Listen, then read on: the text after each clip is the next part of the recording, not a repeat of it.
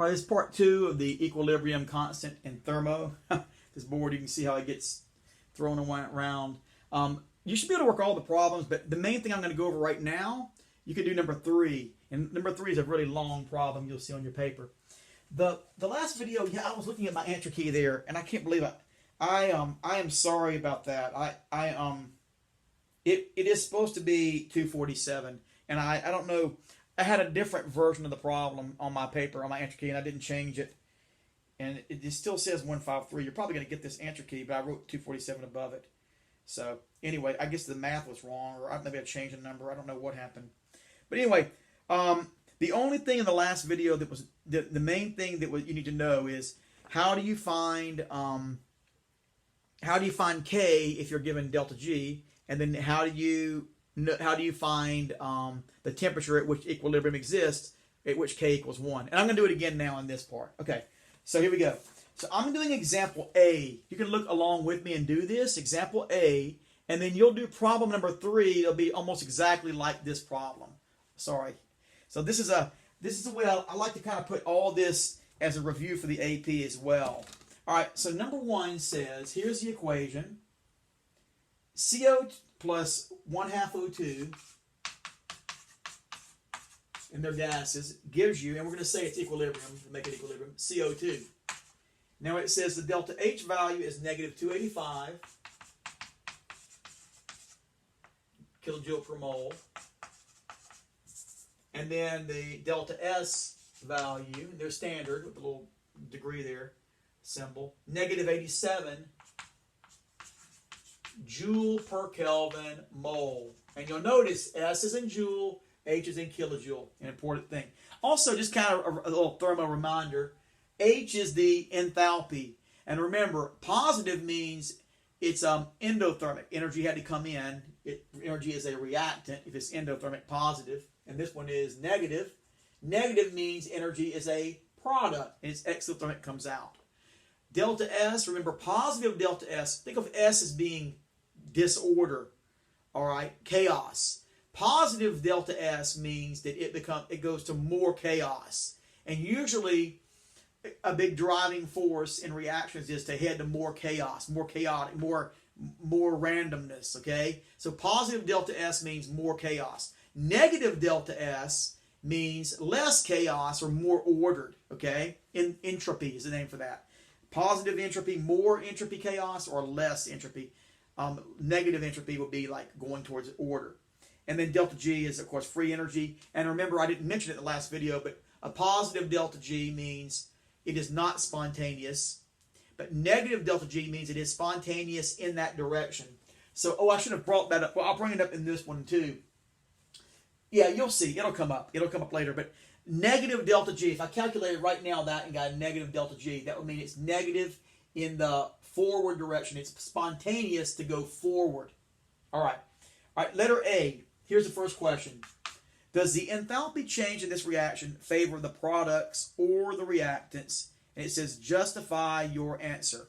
Now, we did this before already last semester, but enthalpy, to find out, does enthalpy, what is enthalpy? Delta H.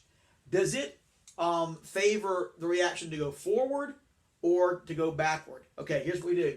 We're going to use this equation. Delta G equals delta H minus T delta S. This will be like an essay question on the AP. And in that essay, you need to bring this equation up. You need to say, according to delta G equals delta H minus T delta S, all right, enthalpy, if enthalpy, well, I won't say if, maybe I'll say since delta H is negative, it's negative 285. Since delta H is negative, what does a negative delta H do to G? Remember how that works? What you do is, if delta G only depended on delta H, forget about the entropy. That means a negative delta H would make delta G more negative. So it would favor the forward reaction. Since delta H is negative in this equation, I used to say it that way. Since delta S is negative, in this equation, delta G equals delta H minus T delta S. Negative delta H makes delta G, just say more negative, because we don't know what this part on this right now in this question we're not thinking about that part. Since delta H makes it more negative. So if it's only dependent on delta H, a negative delta G means the forward reaction is spontaneous. It's favored. Now, when they say forward reaction, it means to the right, and that means these are products and these are reactants. The products are favored. So you can say the forward reaction is favored, or the products are favored. And when I say that, what does it mean exactly? Well, if you have a negative delta G, at that very moment, you would not be at equilibrium. And so you would start heading to equilibrium. There would be a drive to head, favoring the products, meaning the forward reaction is going to go until you get to equilibrium. Now, again, if delta H, delta S were not factor, I mean, if they were not based on temperature, then when delta G is equal to 0, you reach perfect equilibrium. When delta G is 0, but it's negative, it's not at 0 yet. So anyway, that's all we have to say. Negative, since delta, all you have to say is since delta H is negative, in this equation, delta G, delta H minus T delta S, a negative delta H makes delta G more negative. Therefore, the forward reaction is favored. Or you can say the products are favored if they ask that. Now, the only time you really say the forward reaction is favored is when you see a double arrow. Now, if you just saw a single arrow, it wouldn't be it would not be an equilibrium problem. If you saw a single arrow, you would just say means the reaction is spontaneous forward. But since there's a forward and backward, you'd say, well, which reaction is more favored or favorable? The forward is the spontaneous one. Okay, question B. Does the entropy change of the reaction favor products or reactants? Now, on the real AP that you take, they usually will only ask you A or B. They're not going to ask you both of them. But I'm just trying to give you every possibility. So B says, does entropy favor the products or the reactants? Entropy. Well, same thing. Since delta S is what? Negative. Is negative. It makes delta G more what? And I don't even know yet. I'm looking up here. Okay. So you have to look at this entire term. Take off the delta H. Minus T delta S. So minus T delta S. Okay. If delta S is negative, minus a negative means, because temperature is always positive. Okay. So if you're minus a negative times this negative number will be positive. So since delta S is negative, it makes delta G more positive. So that means it would favor the reverse reaction, or it would favor the reactants. Let me see how they ask the question again. Does entropy favor the products or the reactants? Yeah. Okay, so it favors the reactants. It's more positive. It favors the reverse reaction. The products will be formed. More products will be formed. So, again, they can ask this question in many different ways. They can say, does delta S favor the forward or the reverse reaction? Or does delta S favor the forward, the products, or the reactants? Well, here it would favor the reverse reaction. Oh, the reactants. Sorry. Look at me. Reactants. It's on the paper too. So I will. I'm going to give you this paper as you're doing the worksheet. If you want to fill it in, you can. But I'm going to give you my answer key too. So I know this is kind of like, some of you might be great with this, and you might say like, I can do this. I don't need to really watch the video. But okay, all right, okay. But there will be something new in here, won't there? Not yet. C, is the entropy change positive, negative, or 0, and explain why based on the equation given. Okay, entropy change is negative. Now let's see this for a minute. It's negative. I guess a better way to say this would have been, how does that equation support the value being negative? Well, this is a gas, and this is a gas. it is changing from 1.5, 1.5 moles of gas are changing to 1 mole of gas. So that means volume is decreasing. The total number of moles of gas, 1.5 down to 1 mole. Okay.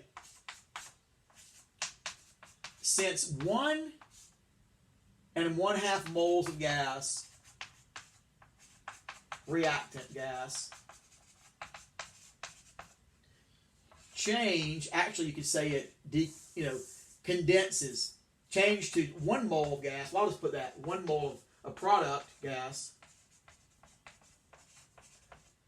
Then what that means is, because the forward reaction, these numbers are always based on the forward reaction you see. Okay, so since 1.5 moles of reactant gas change to 1 mole, 1.5 go down to 1 mole, the volume of the system decreases. And can you remember, a decrease in volume of the system, a decrease in the volume lowers the entropy. It makes it more ordered. Okay, lowers entropy. It makes it more ordered. You might remember that as well, like just a simple thing. If you have a really big container and you say, okay, there's 1, 2, 3, 4 molecules. Think of all the places. How many different places can you put these 4 molecules all around here? They can be in 4 corners. They can all be in this corner, that corner, that corner, that corner. 1 could be here, 3 could be there, 1, 2, 2. How many arrangements you can get all throughout this entire container? Some could be down here. 1 could be just right down here. That would be a different arrangement. That would be, so you have more. Here you have a lot more entropy, more possibilities. But if you decrease the volume, I'll exaggerate it. Now there are going to be less possibilities, like less seating chart, less seating arrangements you can do. There are less because lower volume. You don't have to say that. Just a lower volume means a decrease in entropy. That's all you got to say. And the volume of the system will decrease. Just saying that, probably you get the credit just for saying the volume, according to the equation, the volume of the system increases because it goes from 1.5 to 1 mole. That's all you got to say. Because they're gases, that's true. Now, you only do that with the gases. If one of these had been a solid, like, even if that would have been a solid, carbon dioxide solid, it still works because you go from 1.5 volume gas to 0. I mean, almost down to nothing. Gas is all condensed into a solid. So that's, again, and you might remember that gases have more entropy than solids do. So there's a bunch of ways to kind of approach it. But when you look at an equation, usually they want you to see just the gases. Or did something change from solid to aqueous? Or from a solid to liquid, solid to a liquid, liquid to gas. So those are things to look out for. All right. D says, is the reaction spontaneous under the standard conditions? Justify your answer. All right. How can you know if a reaction is spontaneous? Well, you have to calculate the delta G value. And so I do that for you on the paper. Delta G is equal to delta H minus T delta S. So delta H is negative 285. I almost want to just say, you can do this on your own with a paper, minus, and then move on to the harder part. But I will get there in a second. The temperature is, all right, standard conditions mean standard temperature, remember 25 Celsius, 298 Kelvin. 298, and your delta S is negative. Don't forget the 87 has to be over 1,000 to make it kilojoule per mole, Kelvin. Okay, and then, so there's the math. Negative 285 plus 25.9. It's negative 259 kilojoule per mole. The kelvins are going to cancel out. Okay, so kilojoule per mole. Delta G is negative 259 kilojoule per mole. Always put your units on the answers for all these thermo. Negative 259 kilojoule per mole. So that means, is it spontaneous? It is spontaneous. Well, okay, be careful though. It is spontaneous forward, in the forward direction. Okay? spontaneous in the forward direction. Okay. All right. E. For this reaction, and a lot of this is repetitive questions. Like, again, they might only ask you A, B, C, D. They probably only ask you A or B or C. And then they might just ask you, but D is one they probably will ask you almost always. E. For this reaction, which is favored, the reactants or the products, and justify your answer. Okay. What is favored for this system of this reaction? Well, the one that's favored would be the products because delta G is negative. So that's all. It's another way to answer that question. In this system right now, at this temperature, it ought to be at this temperature at 25 at 298 Kelvin. What is favored at 298 Kelvin? Then you'd say, well, since delta G is negative overall, it favors the products, not the reactants. If it were positive, it would favor the reverse reaction, the products. And then F says, calculate the value of the equilibrium constant for the reaction. So here's the only new thing that came from all these lessons. Calculate the value of the equilibrium constant. Delta G equals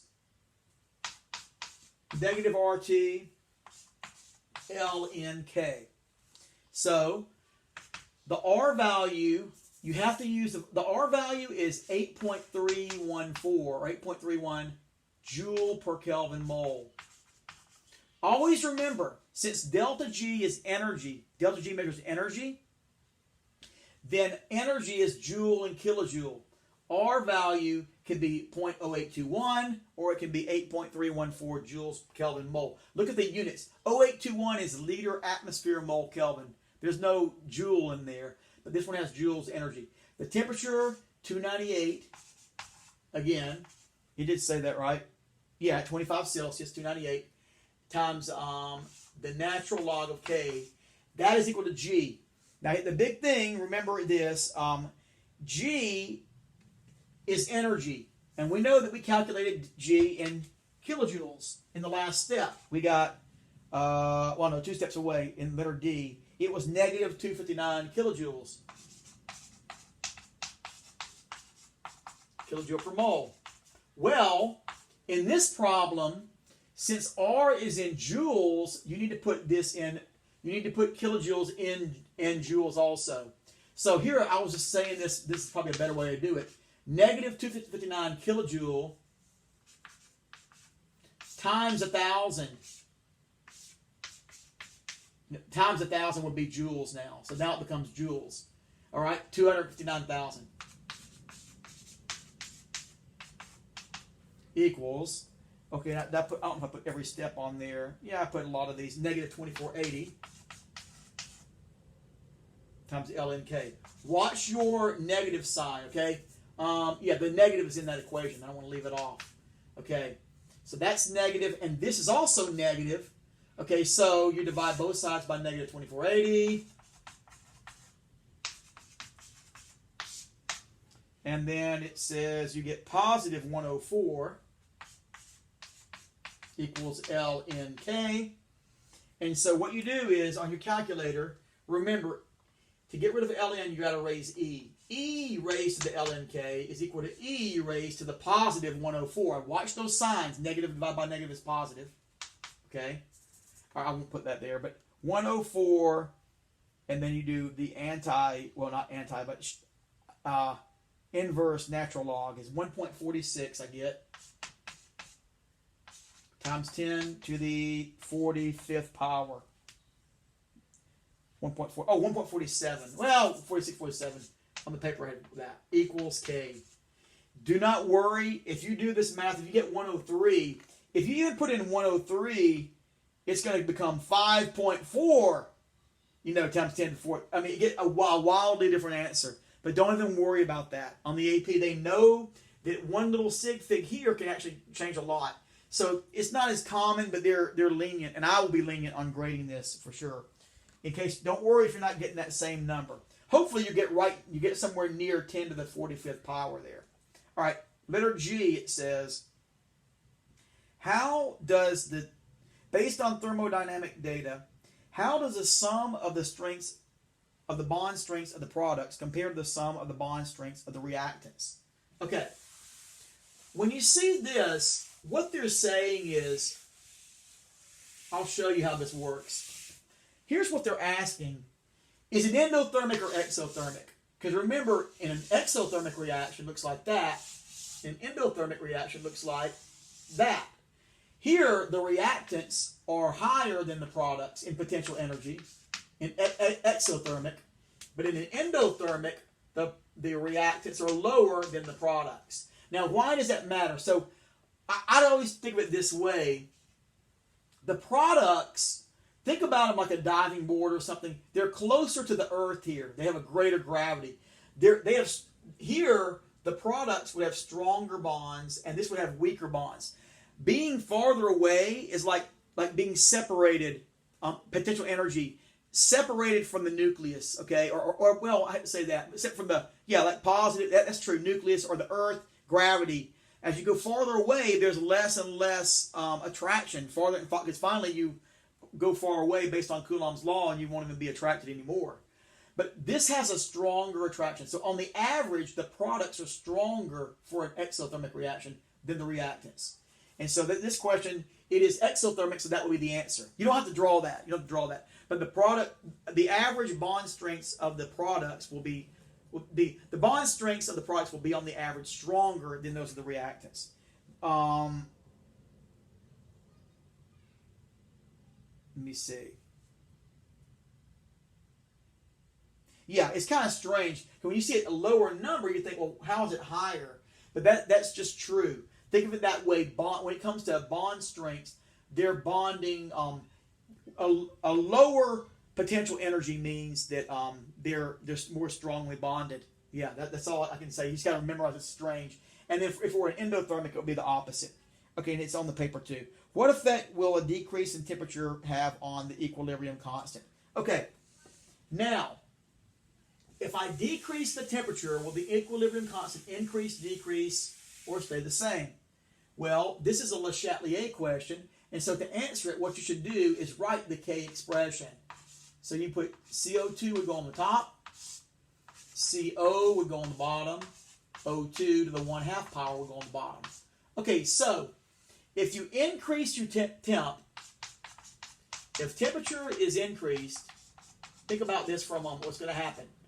Then you're going to, first of all, we need to know that this is positive. So it is an exothermic reaction. CO2 plus, how about I'll put that, 285 kilojoules. Think of this as your experiment now. Your equation. If I increase temperature, now I'm off balance. So this is going to be heavier, and it's going to shift to the left. If temperature is increased, according to Le Chatelier, and you really should mention Le Chatelier, according to Chatelier, the system will shift left to reach a new equilibrium. Actually, it will be a new equilibrium. Okay, you don't have to say new, though.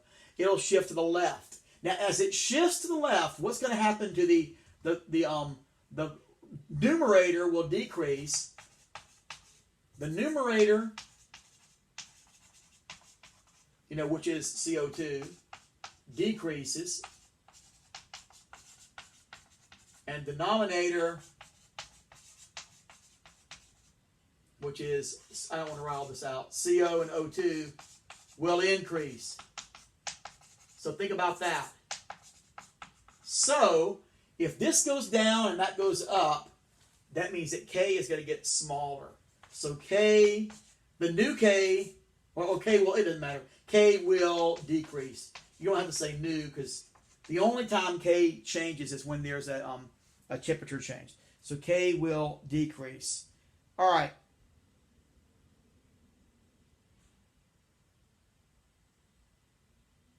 A decrease. Oh my goodness, and I answered the entire question backwards. I answered this according to increase. I said it. You heard me say it. If temperature increases, oh no, well, it's going to be backward. It's on the paper there. Oh boy. I'm having fun doing this, and I'm looking at I didn't read that question good. If temperature increases, I even wrote it, well, I wrote it there. If temperature increases, then K will decrease. But if temperature decreases, everything I said is opposite. Okay. I don't know what would happen if you answered it that, but they might give you credit. But if you decrease temperature, then that means it's going to shift forward. You're taking away that number. It's out of balance this way. It's going to shift to the right. And shifting to the right would mean that CO2 on the top will increase. CO and O2 on the bottom will decrease. And so therefore K will increase. All right. It's on the paper, the correct answer. But I wrote it here exactly backwards, and that was a key word, increased. Vela. Well, okay. Letter I. What effect will a decrease in temperature have on the standard free energy change? You know what?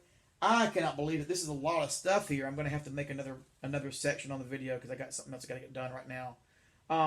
What effect will a decrease in temp? Well, I've really got to explain the letter J. I and J. It's going to take me a little bit more time, at least to do I and J. K is not such a bad one there. Okay, well, I'll have to make it later on. I'll see.